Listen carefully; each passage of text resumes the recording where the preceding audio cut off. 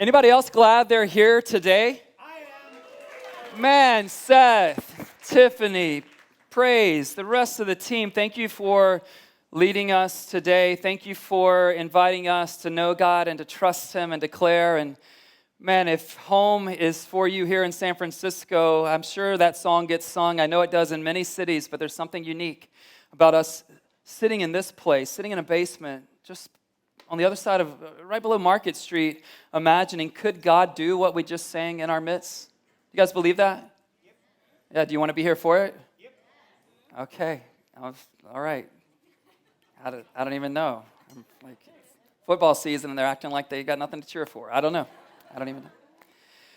Well, hey, there is a lot of great reasons for you to be in this church today and in this season. I actually get paid to oversee a lot of what's happening in our church, and I'm not sure I even know all that's happening in our church. So I'll just name what I do know. You guys can fill in the rest. Lindsay will. What I know for sure is that today, after this gathering, there's a Next Steps lunch for all of you who are sort of new, kind of new, really new, or you just want a lunch.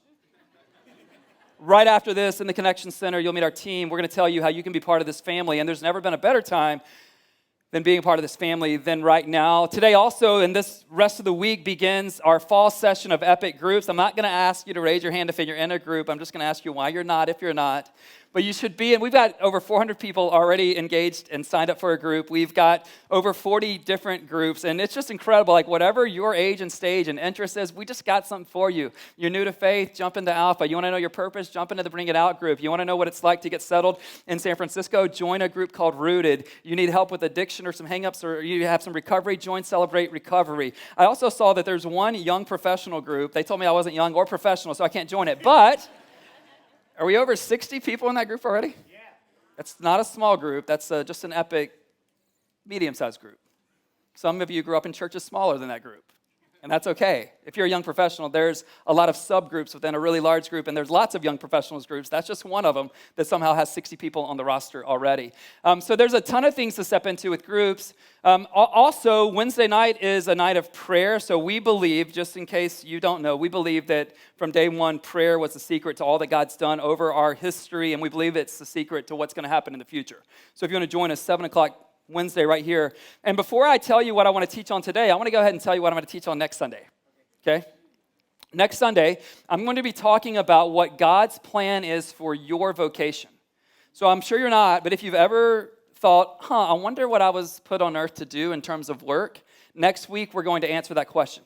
So I want you to be here. If you're at home, you should be, or wherever you are, you're on a beach somewhere, I don't know. You should be here next week, but you should also bring someone with you. Here's why.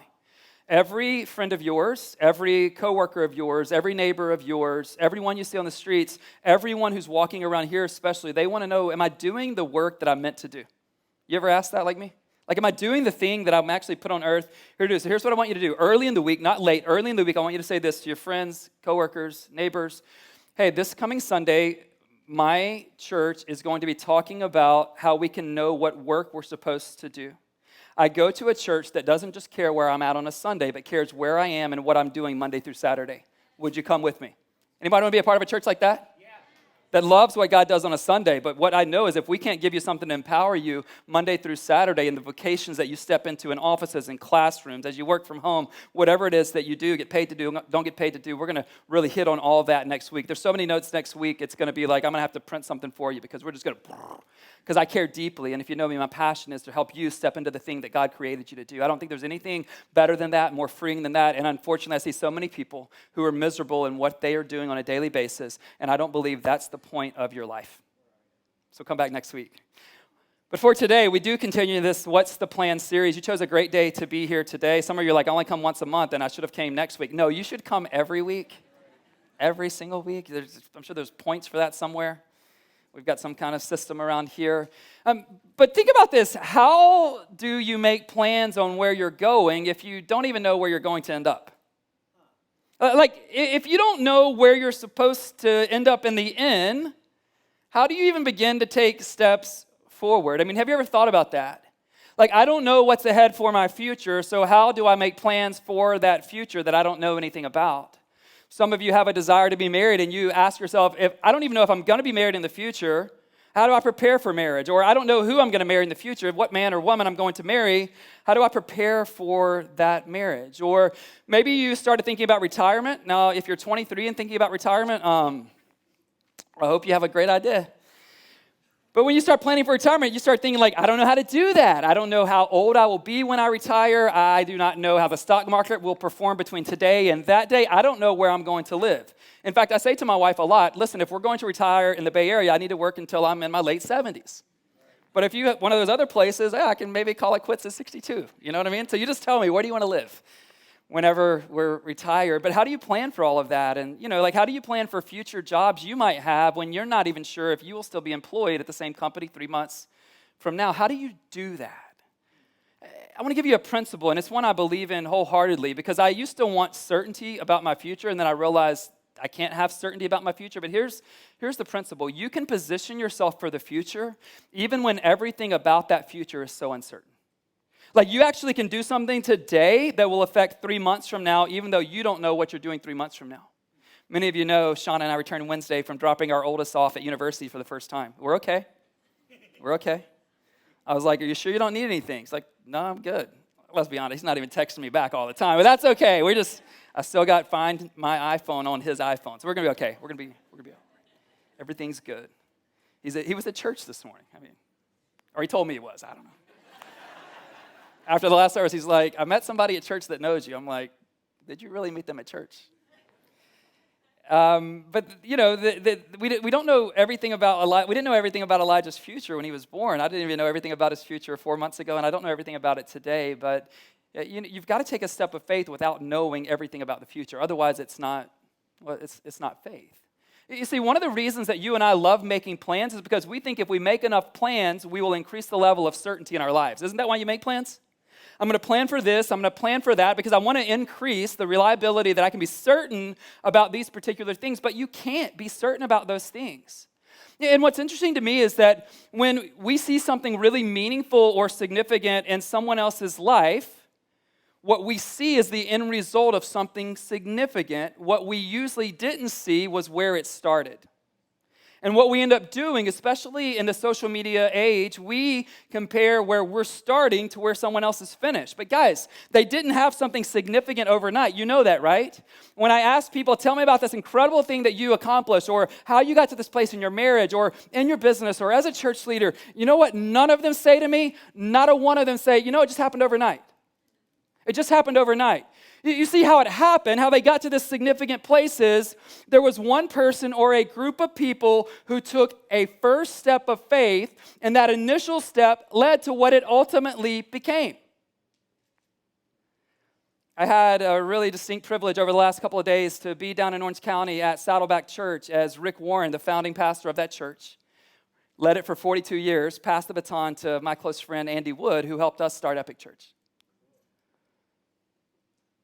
And it was amazing to hear Rick talk about in 1980, him and Kay starting this church, and 100,000 people have come to faith later, 50,000 baptisms later. And yet, to be there for Andy's first moment as lead pastor, his first step of faith, building on that legacy of faith, and I still believe the best is in front of Saddleback, not behind it. But Rick Warren didn't get to be Rick Warren overnight. 42 years of faithfulness, 42 years of taking a step and then a step. Here's what I didn't know, just so you know. I didn't know, just look around. This is really fun to make this point right here. Look around. I did not know that 13 people in a living room a mile down the street in 2010 would lead to what Epic Church is today. I didn't know it, but you know what I had to do? And 13 of us had to do? Take a step of faith. That's how we got here. You're sitting on the back end of someone else's first step of faith and their 100th step of faith. And the question I have for all of us is, who is going to be sitting on the other side of your faith moves? Who's going to be sitting on the other side of your faith moves? Because here's what I believe. We're going to talk collective vision today, but I want to speak individually into your own life vision today as well. What is the faith move that God has been nudging you towards? And if you're like, Ben, I'm guessing all of us have some thing that God is doing in our lives, and what is that step that you feel like God's asking you to take it, but you just aren't sure if you can make it? What is it for you? For some of you, I believe this in a crowd this size or watching online. I believe for some of you, it is the faith move for you is literally a move of faith to place your faith in Jesus, and you can do that today. You don't even have to wait till the end. You can do it right now. Some of you, I think scores of you in our church know that you have actually placed your faith in Jesus, but you've never been baptized because it takes a ton of courage. And today's the day where you're going to cross that line of faith and make a commitment and say, I'm going to do that. God's been putting that on my heart for months now, maybe years in some cases. I'm going to do that today. Some of you are going to know that God's calling you to step into a faith-filled community. You're going to be in a small group for the first time ever starting this week at Epic Church. And you're like, but Ben, I just don't know what's on the other side of that. I get it. Some of you, you've been dating her for forever. God's made it clear that she should be your wife, and you need to take the faith step and ask her. Ladies, doesn't he just need to ask? And some of you ladies are in a dating relationship, and God's calling you to take a step of faith and to leave the relationship. But you don't know what's on the other side. Some of you in your vocational world, God's calling you to take a step of faith. Some of you in your relationships, he's calling you to take a step of faith. Some of you have never been to therapy or counseling, and that would be a huge step of faith for you, and that's the step that God's asking you to take. But here's the question. How do you take that first step when you aren't sure of all that's ahead? Like, how do you take that first step when you aren't sure of all that's ahead? That's what I want to talk about today in a message I'm calling One Step of Faith. Now, you may know a lot about Abraham's story in the Bible, or you may not know much about his story at all, but let me give you a little bit of a summary. God comes to Abraham, and he enters into a covenant with Abraham. And now, a covenant is much like an agreement, but it's only stronger, and it's much deeper than just a simple agreement. And from God's side of the covenant, here's what he committed himself to, which is really cool. God said, Abraham, I will bless you, and you will be a blessing to many. You will be a father to nations, and your offspring will inherit the promised land. Now, the only thing about that promise from God is that when God makes that covenant with Abraham, Abraham is 75 years old, and so far he doesn't have a single offspring. And in fact, if you know the story, it's 25 years later before the promised offspring, Isaac, comes about. And Abraham goes on to do incredible things. If you start in Genesis 12, you will just keep reading several chapters, you'll see his life. And whether you know a lot about Abraham's future from that moment on, or you don't know anything about what Abraham did, it's really important for all of us to either learn or to remind ourselves of where his story began. His story didn't begin of being this patriarch. His story didn't begin of being this man who just had this history of trusting God. I want to show you where his story began. So I want to do that by going to what I would call the Cliff Notes version of Abraham's story in Hebrews chapter 11. If you would stand with me, Hebrews 11, verses 8 through 10. I know some of you are excited. You're like, only 3 short verses. I'm wondering if it's a short sermon. It is not. And here's why it's not. Every phrase over these 3 verses has massive implications for Abraham, but also for your reality individually and our reality collectively as a church. I want you to know as you look around, while we're filled with individuals, God has something for every individual here, but I really also want to speak into what God has for us collectively, and it's beautiful just to see you guys here to just to get the privilege to gather as a church. So in 8 through 10, here's what we read. By faith, Abraham, when called to go to a place he would later receive as his inheritance, obeyed and went, even though he did not know where he was going. Like, how do you do that? Some of you, that step is heavy on your heart, and you're like, but I don't know mile marker 10. And God's like, I'm not asking you for the 10th mile. I'm asking you for the first step. By faith, he made his home in the promised land like a stranger in a foreign country. He lived in tents, as did Isaac and Jacob, who were heirs with him of the same promise. For he was looking forward to the city with foundations, whose architect and builder is God. I don't want to overemphasize this, but before you sit down, I want to say this to you.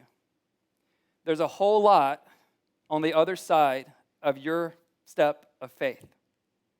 Abraham and a whole lot of other people received something because he took a step of faith. My guess is that future for you, whatever it is that God has in mind, some of it at least is going to come down to whether or not you take the step or you refuse to. I believe for Epic Church, as we just sang, God wants to do something in this city. But some of our future, no doubt, is tied to whether or not we will take the step that God is inviting us into right now. So I hope you're ready to step. Have a seat. Let's figure it out together. The first thing I want to pay attention to in verse 8 in this text is just this principle. Place matters.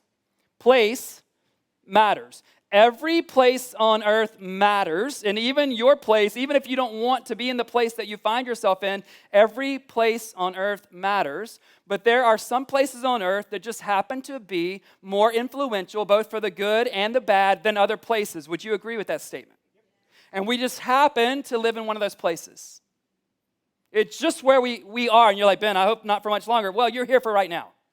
If you're watching online, you probably should be in this place for right now. And we've got some friends from around the world who are part of the Epic family here today in person, and that's super, super fun for me and for our team. Place matters. Tim Keller said it this way: cities have more of the image of God per square inch than any other place on earth. Cities actually possess, because every person carries the image of God, so he's just saying essentially there are more people per square inch in places like San Francisco, or where he ministered and pastored in New York, than there are other places on this earth. I do not know all of the reasons, but I know without a doubt that God has called us to exist right here on purpose in the Bay Area, more specifically in San Francisco, and even more specifically than that, in the Soma, south of Market neighborhood. I don't have a doubt about that. I will fight someone who wants to argue with me about that. I've just seen too much. Now, here's what a lot of you don't know. What you may not know is we created and felt drawn, when we said yes to San Francisco from God, we felt drawn to the Soma neighborhood. In fact, I want to show you how small our target area was when we said yes in January of 2009. Here it is. So if you see that shaded area with these 4 boundary streets, Embarcadero to the east, Market to the north, 4th Street to the west, King Street to the south. That is a small area. Would you agree? And yet, the area that God has kept us in, past, present, and future, is even smaller than that area. Look at those map markers. Isn't that crazy? Without a doubt, even when I thought, and even great mentors of mine, they'd be like, Ben, you need to expand the search area. I'm like, I don't know. God never moved our hearts off of that area. Now, what's crazy, because of how small and dense that area is, what I did not know is that if our target area was that small, I did not know in 2010 when we moved here that from that small area, from this small area, we would be able to reach the world. I did not know that. But I keep getting emails. And I got a letter this week from someone who said, beloved Epic team, my 4-month externship in San Francisco is over. I'm headed back home to Singapore, and I just want you to know the difference this church made in my life. And that's not a one-time occurrence. Those cards are across 3rd Street in my office and just like a huge file cabinet. And I just didn't know it. I didn't know. I didn't know that first step of faith would lead to people literally around the world who are part of this story. I didn't know it. And I wonder what's on the other side of our next faith step. I wonder where are we headed? But place matters. Now, 2 times in these 3 verses, you see a phrase, by faith. By faith, Abraham did this. By faith, Abraham did that. If you look at Hebrews 11, over 20 times in Hebrews chapter 11, you see the phrase, by faith. When you see something over and over, you should really pay attention. By faith. Now, here's what's interesting. It is easier to talk about living by faith than to actually live by faith. Which do you prefer? No, seriously, don't be churchy on me. I'd much rather talk about it. Oh yeah, I'm such a big believer. But here's the thing, if we're not careful, we will set our entire lives up to eliminate the need to live by faith. I'm going to say that again, because you need to get this. And I'm going to tell you why that's a bad idea. What seems like a really good idea, set my whole life up so that I don't need to live by faith. But the problem with eliminating the need to live by faith is that you eliminate the ability to please God, and you eliminate the need for you to trust in God. And if you don't trust in God, then you're not living the life that you were made to live. So I want you to just ask yourself, where in my life am I trying to set it all up so I don't even have to live by faith? So that my life will go as planned even if God doesn't exist. Let's not be functional atheists while calling ourselves Christians. Let's not create a life where God isn't needed. So if he shows up or not, you just keep rolling on. And yet that's scary to me. Anybody else?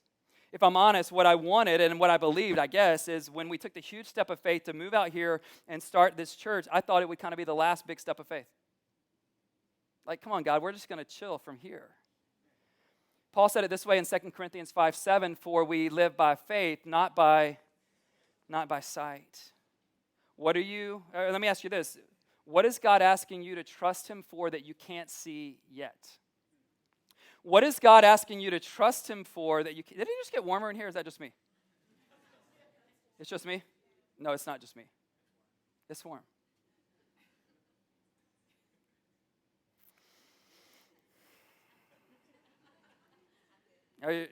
B's like, I'm great. I'm actually a little chilly over here.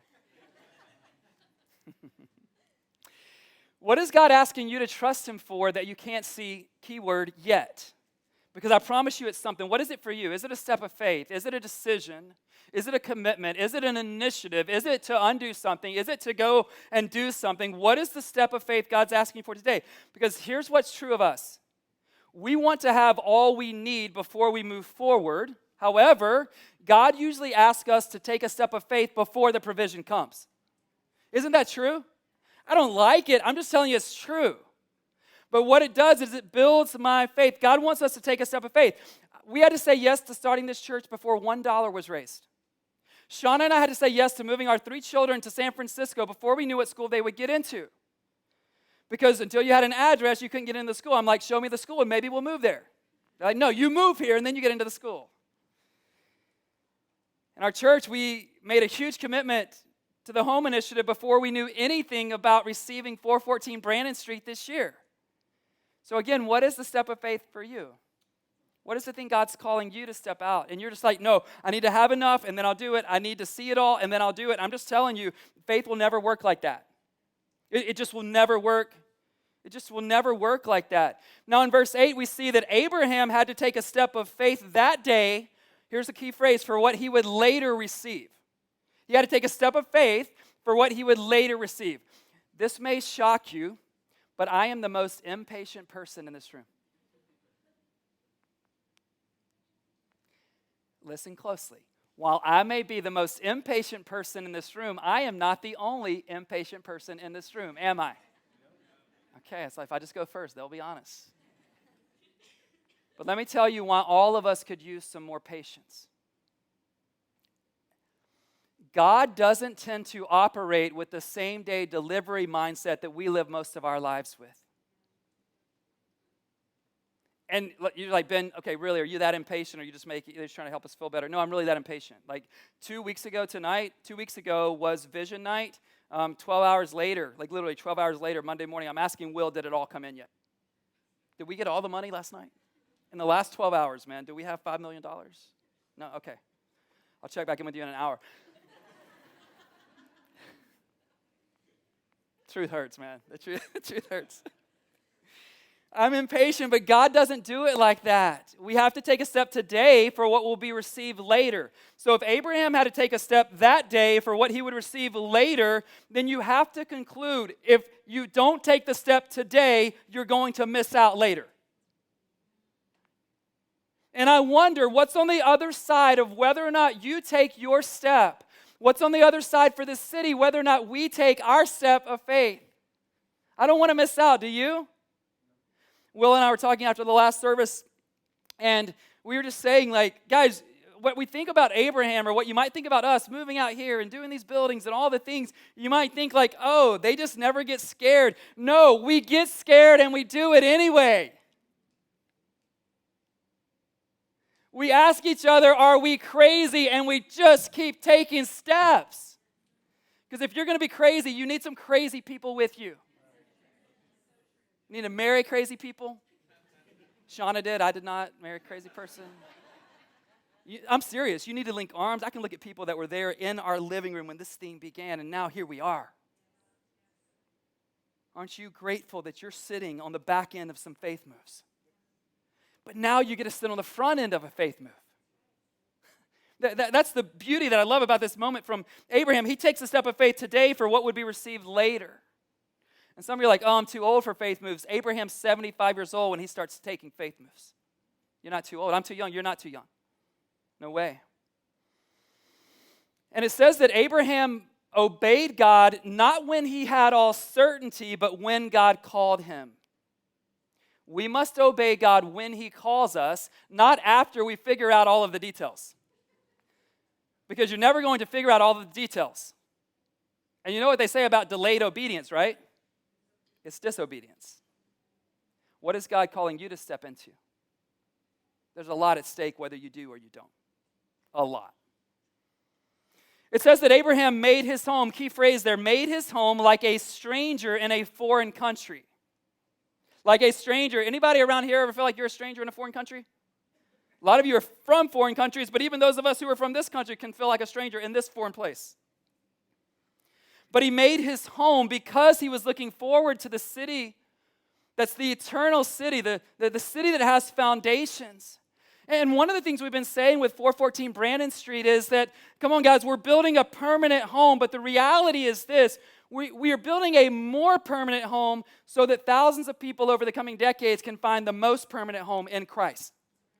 Okay? This isn't the ultimate thing. So I don't know how long you're here, how long you intend to be here. What I know is we will keep casting vision for people to stay, and some will stay and others will keep leaving. But I want our church to be here as a permanent presence when the college student comes. Don't you want a church to be here and be strong?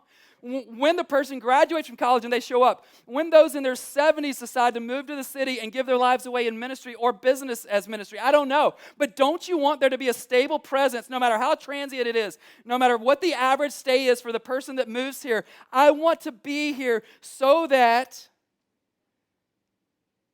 even if they're here for a minute, they'll spend eternity with Jesus. I want to be here for that. That's what we're going after. We're not looking at walls and columns. I mean, come on. It's just a means to the end. And it's a beautiful means. Stewardship and ownership and stake in the neighborhood, all of the things. But we're going after that. That's what we're being invited into. And then I love this. Maybe the most amazing news from the text is God is the architect and builder. God is the architect and He's the builder. He's the one who designs it. So many of us are carrying a pressure that you need to be relieved from right now. The pressure you feel is that I've got to design my own future and I have to build my own future. And I'm here to tell you what Abraham discovered. God has a design for your future. It's better than yours. And some of you are like, no, Ben, I'm a designer. I don't care. God has a design for you that's better than what you can do. And He can build something you'll never be able to build by yourself. And He promised if you let Him build it in you and through you and around you and instead of you, you will carry a light load. It's been so fun to get to know our architects. And, you know, I'm just always honest about the gifts I possess and the gifts I don't. One of the strategy things that I've created for our church team here at Epic is we only outsource, this is true for anything, just so I'm letting all my secrets be known. Tell me if I say something out of turn. We only outsource things here when there's a gap between what we can do and what's needed. Does that make sense? So Will and I, not architects. We know how to spell it. That's about it. But it's been so fun to meet with our architects and just to hear. They can see what we can't see.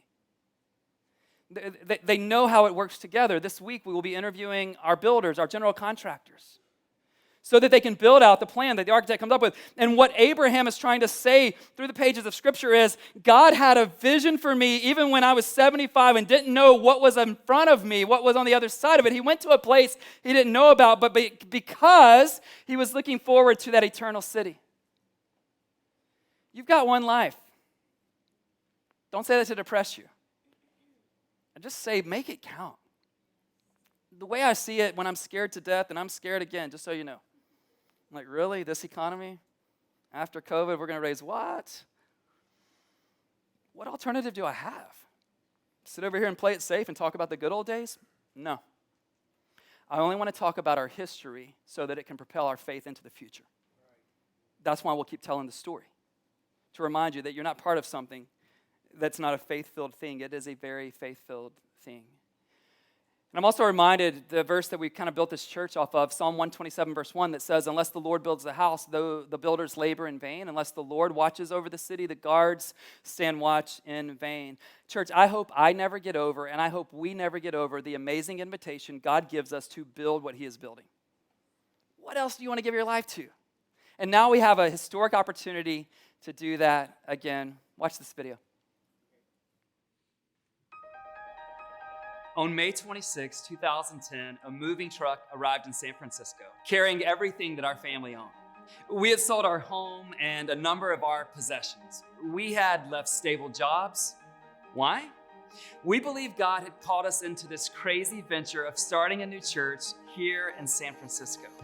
That was over 12 years ago, and we've been here ever since.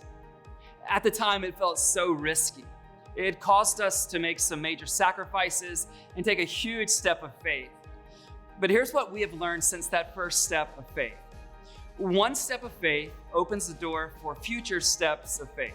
And not only have we felt called to start a church in San Francisco, but specifically in the Soma, south of Market neighborhood. Epic Church began on February 13, 2011 at the W Hotel on the corner of 3rd and Howard, right here in Soma. Just 6 months later, we leased 6,000 square feet at 543 Howard Street between 1st and 2nd, still right here in Soma. Over the next 3 years, our church grew from 130 people to 430 people. We knew we needed a larger space, so then we leased 11,000 square feet at 250 Stevenson Street in October of 2014, and we've been there ever since, still right here in Soma. God has built a stable church community in the midst of a very transient city. Over 60 nations, multi-generational. We have seen over 300 baptisms. We've given over $2.5 million to our local and global partners through the Hope Project. And now, God has given us the opportunity to purchase and build out over 19,000 square feet right here at 414 Brandon Street, still in the heart of Soma. Every one of these faith moves seemed like the biggest one ever, because at the time, it was. So here we are again, and this is without a doubt the biggest faith move we've ever made as a church. Because of the original home initiative we launched in 2019, we were able to provide a down payment towards the purchase price of $12,050,000 for 414 Brandon Street. Thank you so much for those of you who have given and for those of you who are still in the process of completing your commitment to the home initiative. Home 2.0 is going to be our initiative to build out and furnish 414 Brandon Street. And I want to share with you how we envision each floor being designed and built out. This first floor includes a large lobby, as you can see, that will create the perfect environment for many people to get connected to our church, to each other, and to be able to take their next steps of faith. We will create a space to serve coffee and tea on this floor. We're going to have at least 2 multi-purpose rooms that can be used for Epic students, Epic groups, as well as all kinds of other gatherings. We will create at least 2 offices on this floor to make sure our staff team can carry out their work here at Epic. We will likely expand the restrooms here. And personally, I am so excited that we finally have tons of natural light flowing into this space. When families arrive, they will be able to walk down to the lower level, which is an entire floor for Epic kids. Here at Epic, we believe that a vision for the future must include the next generation. We will create a dynamic, kid-friendly environment that is safe, exciting, and fun for kids of all ages. Think about the hundreds of kids who will fill this space in the coming years and learn that there's a God who made them, who knows them, and who loves them. We expect to create 5 large classrooms here as well as restrooms on this floor. On this second floor is going to be the auditorium where our worship gatherings take place. We will be removing glass and walls. We're going to install blinds over the many windows on this floor so that we have the option of letting in all the natural light up here or being able to actually control the lighting in this room. This will be the place we experience God's presence through teaching and music. This is where we'll share so many sacred moments as a community. Just imagine the number of baptisms we'll witness in this space. Think of the moms and dads who will dedicate their children right here in this room. And most of all, I'm looking forward to what the Holy Spirit does here as we gather. There's so much to be excited about when it comes to 414 Brandon Street. But ultimately, this move is going to help us be better equipped to live out what has been our vision from day one, to see an increasing number of people right here in San Francisco orient their entire lives around Jesus. I'll admit it, this is a huge step of faith for us. But what's the alternative? You might recognize Hebrews chapter 11 as the greatest chapter on faith in the entire Bible. But I really think it's the last verse in Hebrews 10 that sets the stage for chapter 11. And it says this, Hebrews 10:39. But we do not belong to those who shrink back and are destroyed, but to those who have faith and are saved. What group will we belong to? The shrinking back group or the moving forward by faith group? I've already told you that Epic has been a moving forward by faith group from day one. This is how we moved here. It's how we stepped into the W Hotel, how we went to 543 Howard Street, and it's how we got to 250 Stevenson. But it was also a step of faith that positioned us to be here at 414 Brandon Street. Because of your generosity and God's provision, we were prepared to give the down payment on this property. There is much work that has to be done over the next year to get this building ready for Epic Church's purposes. Constructing Epic Kids classrooms, expanding restrooms, creating offices, installing an elevator, purchasing audio and video equipment, and doing all of the upgrades to make sure we're within San Francisco code. We expect that it's going to take at least $5 million to do this work, and we want to raise as much of this as possible. This church, in case you didn't know, was founded on the premise of Psalm 127, verse 1. It says this: "Unless the Lord builds the house, the builders labor in vain. Unless the Lord watches over the city, the guards stand watch in vain." I don't know how much time I have left on this earth, but I can promise you this: I want to give my life to building whatever God is building.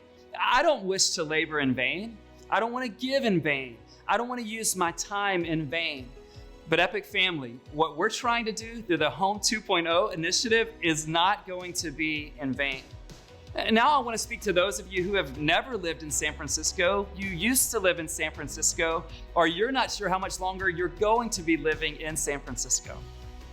Listen, while I would love for you to be here or to stay here for a long time, I want you to know this. Through Home 2.0, you can make a long-term investment in the future of Epic Church. Yes, for the decades of ministry that will happen in this space, but also for all of eternity. Here's what we're asking each individual and family in our Epic community to do. Bring a one-time gift on or before October 2nd, as well as a 2-year commitment for the years 2023 and 2024 for what each of us will give to the Home 2.0 initiative over and above our regular giving. Trisha Nils has one of our favorite quotes when she says, "With the participation of the whole congregation, a church can afford a big vision." No surprise, but this is a big vision, and it's our desire to see 100% participation. It's going to take all of us. Some of you can actually give millions to this project, and you should. For others of you, $100 will be a stretch. Most of us will fall somewhere in between. Would you pray now about what God would have you to give to this significant project? And then bring your gift and commitment by October the 2nd. I am looking so forward to our future together.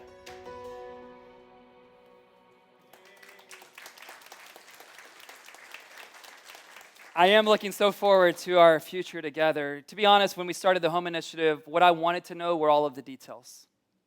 I thought if I knew all the details when I came to you 3 years ago, I could have said, hey, here's the address, here's the price tag, here's the timeline, here are the renderings. I thought that's what we need to give towards. But you know what I didn't have? All of that. But we did believe that we could position ourselves for the future without knowing the future. And thanks to you and so many people who are really around the world now, we're able to step into this. But think about this. If we had known everything about the future, you know what we probably wouldn't have done? I mean, you tell me, if our leaders are sitting around a table and we know a global pandemic is coming 4 months from then, you know what we wouldn't have done? Started an initiative to give millions of dollars towards a down payment. And if we hadn't have done that, you know what we wouldn't be later receiving today? Yeah. I wonder what's on the other side. What will people later receive because of the faith move we make individually, and especially the one we make collectively? I can't do this by myself, in case you didn't know. Everybody know that? But when I bring what God's put in my hands and you bring what he's put in your hands, let's go build a more permanent home. Let's go do this. And I want to really challenge you, as we've heard that phrase by faith today, let's not make the kind of commitments we can make by sight that always make sense and that won't even cost us. What I want to do, and what Sean and I have already done, I think it's really important as a leader to go first. And so the first commitment made to this was the one that our family made. and it's going to be done by faith.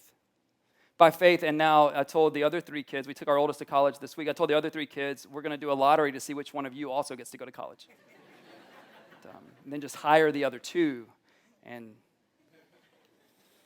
But we're making a commitment by faith. We don't know how it's all going to fit together, but we believe that we have this privilege to actually give this time to something that will outlive our life and leadership here, even if we get to be leaders at Epic for the next 20 or 30 years. We believe that. So I want you to pray about that, but also I want you to think, like, what's the step for you? So that's a collective step that we all get to kind of do together, but my guess is there's a step for you. Is it a step of faith? You can put your faith in Jesus today. I mean, how many weeks or months or years will you just keep putting it off? Like, I feel drawn, but I just can't. Today is the day. Let's just call an amnesty for whatever's happened before today, but let's let this be the day. Would you agree? Church, would you want to root some people on who know the faith decision is a step they need to make today? Some of you, there are scores of people in our church that have faith and you've never experienced baptism. I know it takes courage, and you know what? You've been waiting till your fears go away. Do it while you're afraid and watch what happens. See what's on the other side. Some of you are definitely afraid to be in an Epic group. You're like, I don't know. Will there be some weird people in your group? Yes. You might be the weird person, and that's it. It's okay. But what is on the other side? Hey, the other side of you not choosing to step into community is isolation and loneliness, and you leaving the city and saying that city was terrible. What if the city wasn't terrible? What if you never gave it a chance to be known and loved by a community? And that's what made it terrible. Some of you have a relationship thing you need to step into or you need to step away from. May you have the courage to do it. I don't know what it is for you, but I pray. And I want to remind you that we always have to do something today for what we will later receive. And aren't you glad that we're not orienting our whole lives around a building, but around Jesus? We're not orienting our lives around Epic groups, but around Jesus. We're not orienting our lives around our work, but around Jesus. And I want you to be reminded of his faith move. Romans 5:8 says it this way, but God demonstrates his own love for us in this. While we were still sinners, Christ died for us, for what we would later receive. Are you not glad he took a step of faith? Will you? The other side, in large part, is going to be dependent on what you do with a step of faith or not. Let me pray for you. I pray you'll choose wisely. God, thank you so much that you can see what we cannot see. You can build what we cannot build. And you are asking us, will we just trust you? Will we put our lives in your hands? Will we put our relationships in your hands, our family? Will we put this 414 Brannan Street build out in your hands? Will we put our small groups for this fall season in your hands? And we're just saying yes. God, I pray that you would bring faith to men and women who never even anticipated, knowing they were coming to church today, they never anticipated that this would be the day they opened their hearts and lives to you. I pray that would happen right now. God, for decisions that need to be made, I pray that even with fear present, that courage there would just be one more ounce of courage than there is fear, and they would step in and realize that you meet them in that. God, thank you for the example of Abraham. Thank you for what you've been building here at Epic over the last 12 plus years. God, what's on the other side? Surely you know, as the designer, as the architect, as the one who wants to build it as well. We surrender to you. God, I feel like we're over our skis once again, and we don't know how to make all of this happen, but I'm just, okay, God, do it. God, we're not presumptuous. You don't owe us anything, but we are begging you, if you want us to fulfill the vision you have for this church, come and build it, and we will join you in whatever part you give to us. Because we believe there are countless people on the other side of our yes who will have a permanent, forever home with you.